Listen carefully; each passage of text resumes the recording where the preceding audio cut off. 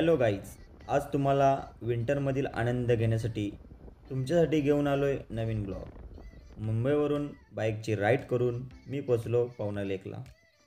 थंडीचा जर मनमुराद आनंद घ्यायचा असेल तर तुम्हीसुद्धा तुमचा प्लॅन पवना लेक कॅम्पिंगसाठी जरूर करा. चला तर आज या ब्लॉगमध्ये कॅम्पिंगचा अनुभव तुमच्यासोबत शेअर करूया. मी मुंबईवरून जवळपास 100 किलोमीटरची राईड करून दुपारी 3:30 वाजता पवना लेकला पोचलो.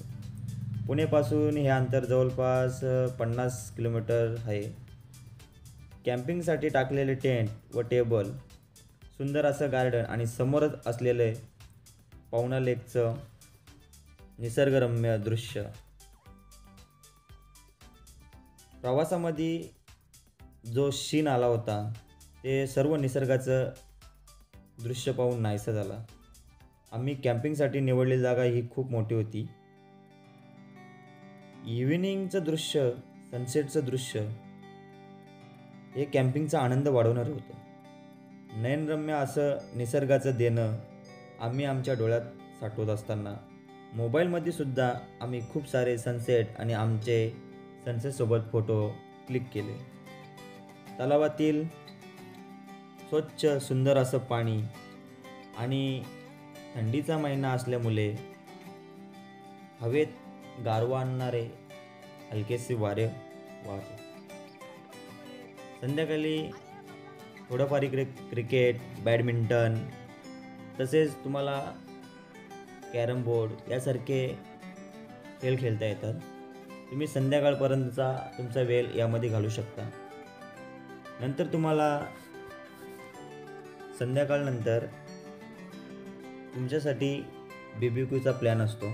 पर पर्सन 250 ग्रॅम तुम्हाला चिकन, व्हेजमध्ये पनीर वगैरे हे सर्व गोष्टी मिळतात. इकडे येण्यासाठी तुम्ही ग्रुप प्लॅन, फॅमिली प्लॅन किंवा कपल्स याद्वारे तुम्ही तुमचे प्लॅनचे आयोजन करू शकता. ग्रुपने आलात तर जास्तच मजा येते. पवना लेकचे निसर्ग हे आपल्याला डोळ्यात साठवणं इतकं छोटंसं नाही आहे.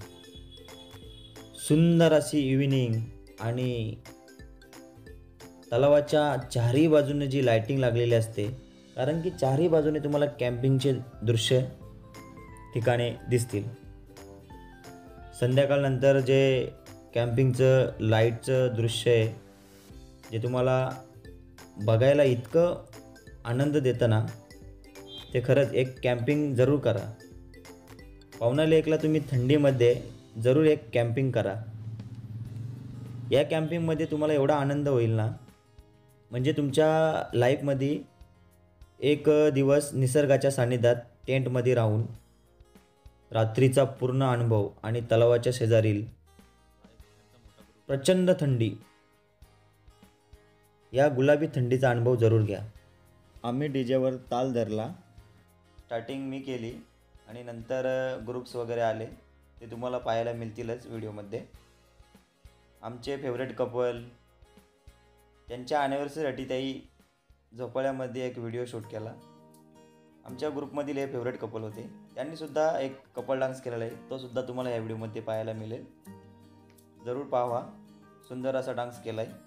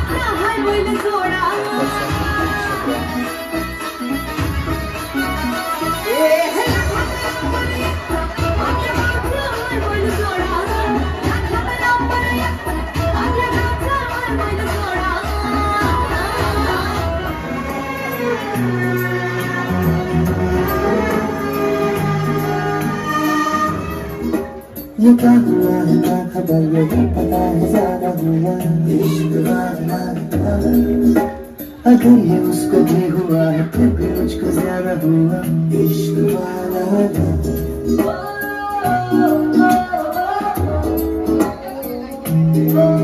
मेरी नींद जैसे पहली बार टूटी है आंखें बंद के मैंने देखी है सुबह हुई धूप ज्यादा लेके तेरी रोशनी मेरी जरा इश्क वाला झांके बादलों की जाने के आम्ही सर्व जेवण वगैरे करून एक फेरफटका मारण्यासाठी कॅम्पिंगचे ग्राउंडमध्ये निघालो. यानंतर एक सॅटर्डे नाईट संडे नाईट या वेळी तुम्हाला एक गिटार शो पाहायला मिळतो. तो सुद्धा आम्ही अटेंड केला.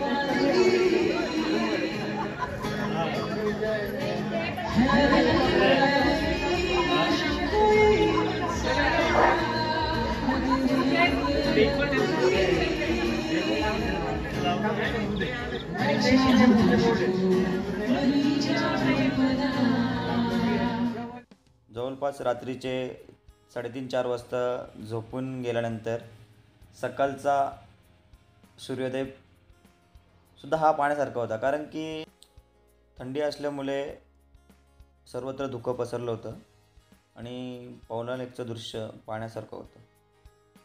या गुलाबी थंडीत जी कॅम्पिंगची मजा आली ना ती तुम्हीसुद्धा जरूर अनुभवा.